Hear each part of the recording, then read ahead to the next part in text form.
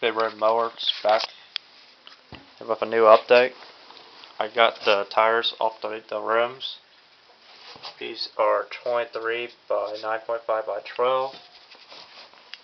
So yeah, one difference about these two rims are the valves here.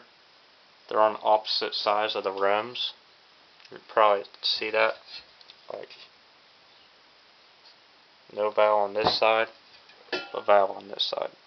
So that kind of stinks. They're on opposite sides. So they probably came off of different mowers. Two different mowers that someone had. That I got $25 a piece for the front and the rear tires. So that's basically $50 for all four rims and tires. These rear tires, they did not hold air. I found a hole somewhere. That might be it. Right there at the bead. So I think someone tried to get these off before. Because I've seen some rips and I've seen some holes in these tires. And that tire up there.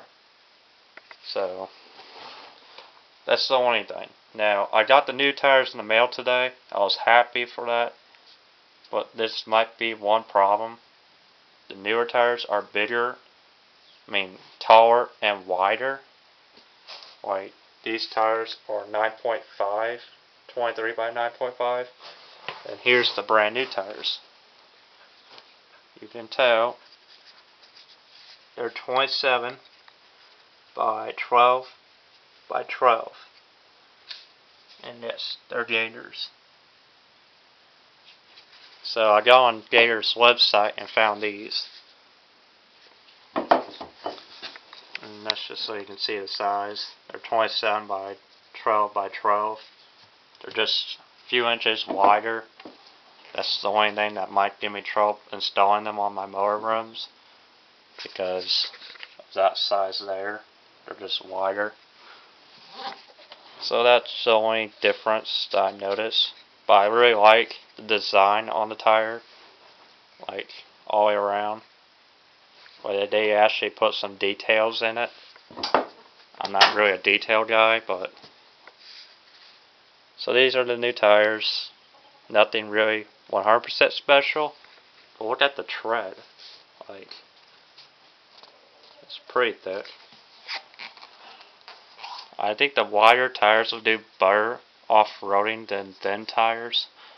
So I'll keep an update once I get these installed and out in the mud and try to get the mower stuck.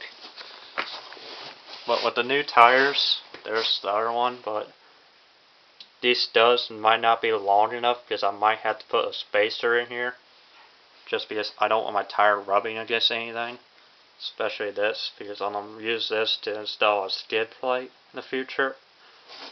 Here's the Pierce 820 1-inch axles, my $50 hubs.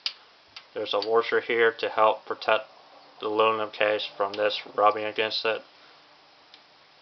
Just me. But I might have to put spacers in here just because of I might have to widen out my rear tires. And the reason I went with wider tires is because you notice my front end is a lot wider now. Just because of those tires I put in the front. They're 23 by 9.5 by 12. They were the same size as the rear, but those are the different type of rims. You can see that in my last video, how I installed them. But that's all for today. There's not a whole lot change. These are wet still. I have to dry them off and hopefully install the new ones. I'm not going to show you how I'm going to install them because I had a really pain in the butt just to get the old tires off these rims, because it's like they were super glue on the rims. What I mean is they were really pain in the ass to break the bead. I had a hard time breaking the bead. I was upset just because of that. They were seized on really tight, and I found two holes. One in this tire, one in that tire. So that's why they always went flat. I couldn't find the hole until I broke the bead. I don't know if you can see that, but there's a rip right there on the bead. I know I did not cause that rip when I unseized them. Right there. I know I could not have caused that to happen because I ran it over with a 2x4. But they do have decent tread for turd savers. But turd savers ain't going to do it for me in mud. That one I believe is the one with the hole in the sidewall. Don't know what caused that. I don't remember where it was at on what tire, but anyways, by all means, I'm happy to get GATORS for a good price. Plus shipping for $150. That's what I paid for both. There's also these tires back here I was thinking about installing for the front end. That tire always goes flat. I don't know why. I might have cut the tread too deep. I'll find out later on. I might put a tube in it. Actually, I think they're both flat now, just because they've been sitting. That's that transmission that might go in the derby mower now, since I got a Pierce 820. I did, on the Facebook, talk to about a couple people saying, what if I put this transmission in the mower, and then put a dry shaft to that pulley, right there, to that 5/8 pulley thing, but then someone told me that might not be worth it, because it's only a 2-speed, high and low. But then if you think about those MTDs that had like a 7-speed pulley ratio, I don't have that on my mower. My mower's different, it was built different, so that would have been a terrible idea to put that in a mower with a 5-speed Pierce 820. That's for other people's opinion. I thought I can use that transmission.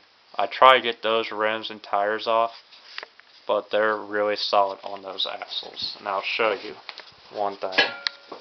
Here's the old rims that were in my last video that was on the front of my mower. They really sucked. Like, I know they're turd savers as well, but like, there's grease there, but whatever. I noticed some things. I'll just watch my last video, you'll find out they were ruining my spindles. If you want to ask why I have spares front axles here, that goes to another mower. A customer mower. So I do customer mowers as well. There's what I'm talking about. That is seized on there. You can probably tell that's bending. That's not so much bent. That's completely bent. And that's somewhat bent. I drew a hole here just so that my puller would go. I used mat gas and I used a grinder to start cleaning it around just to try to bust it loose, but it just did not want to go. On the other side, I actually broke this part here. Like, it just completely broke this entire piece with 1 inch off. So it's just completely flat now, because I took the grinder and completely grind it flat and still couldn't get that side off. So I'm going to weld these rims on knowing they're seized on, just so they won't ever come off. I'm just going to come in here and tack weld it on. Then I'm going to throw this entire transmission in the derby mower. I might have to find out why the bead ain't sealing on both sides, or find out why it won't hold air. Here's the original front tire to the mower when it first got it. And you can see there of my stack of front tires that are really small, sitting on 2 bad tires that I need to throw away still. I think that top one's pretty good, but the bottom one is greatly destroyed. That's just because of the last derby. But by all means, I got what I wanted taken care of today. Grease everywhere on this tire. Yeah, I hate grease. So if anyone needs tires that live nearby, I might just give these away for free.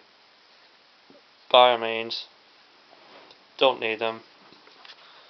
And if you need small tires or those tires without rims, you can have them. I think these 3 on top has rims, but those 2 don't. These rims and tires I might throw away, but I'm going to keep those 2 tires and rims right there, no matter what. Just because those rims are like brand new, and I will hate to throw those away. These rims are bent up because they were in the Derby. The tires weren't in the Derby, but those rims were. That's why the one rim is completely destroyed. And that's probably why this one won't hold air, but I don't know why that one went flat recently. So what do you think about my new tires, the mower, everything that I did so far? One more thing, I did a customer shifter. Like, here's the shifter that I was going to use, but found out it was too short. So I bought a longer one. It's a 3/8 rod. I wanted to go a thicker rod, like a 5/8, so I bought a 5/8 as well. But it don't have 3/8 thread to thread these little things on. So I bought like a 5/8 thread ones. So I'll see y'all later. Have a great day. Bye.